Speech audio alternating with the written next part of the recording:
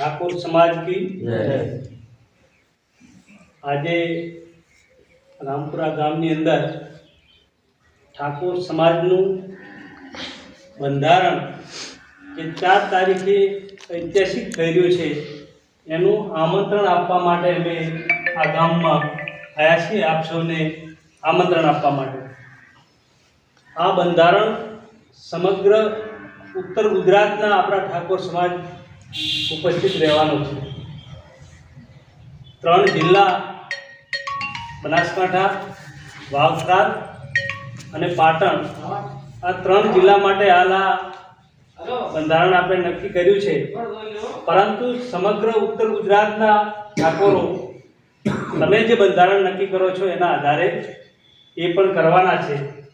એટલે આપણા સમાજના મોભીઓ આગેવાનોએ આ સમાજને કઈ રીતે ઉત્થાન થાય, આ સમાજ કઈ રીતે પગભર થાય, આ સમાજ કઈ રીતે વ્યસન મુક્ત બને, આ સમાજ કઈ રીતે શિક્ષણ યુક્ત બને, કઈ રીતે સમાજની પ્રગતિ થાય, એના માટે આપણા સમાજના અગ્રણીઓએ સમાજની ચિંતા કરીને સમાજના બંધારણ કરવા માટેની વિચારણા કરી છે।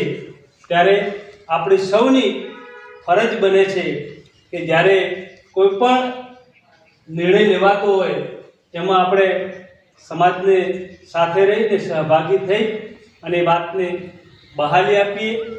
આપણો સમાજ અત્યારે મોંઘવારીની અંદર ખૂબ જ પીસાતો જાય છે અને આ સમાજના બંધારણમાં ફેરફાર જો ન થાય તો આવનારા ભવિષ્યની અંદર આપણી પરિસ્થિતિ અત્યારે છે એના કરતાં પણ વિકટ થતી જાય એવું છે, જેને કારણે આ કોઈ ફલાણા ભાઈએ બનાવ્યો કે પેલા માટે બનાવ્યું એવું નથી।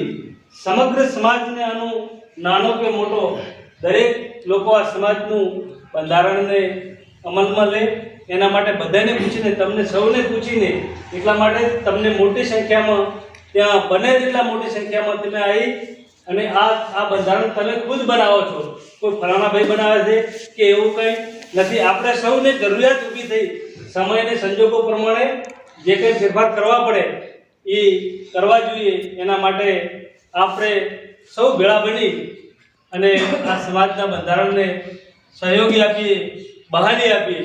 એના માટે આપ સૌને 4 તારીખને રવિવારે 10 વાગે ઓગળ ધામ થળી ત્યાં સૌ ઉપસ્થિત થઈ અને ઓરિજિનલ ઠાકોરોનો ડ્રેસ પહેરી દીવટો પેરણ અને ઉપર ફેટો બાંધીને આવો। આ સમાજનું બંધારણ નથી પણ સમાજનો એક ઐતિહાસિક નિર્ણય છે, એટલે ઐતિહાસિક ઉછરણ કરવા માટે સૌ ઠાકોર સમાજ એકત્રિત થઈ અને ઓગળ ધામે આવી અને આ બંધારણને સૌ બહાલી આપો એવી આપ સૌ પાસે વિનંતી। અસ્તુ ભારત માતા કી જય।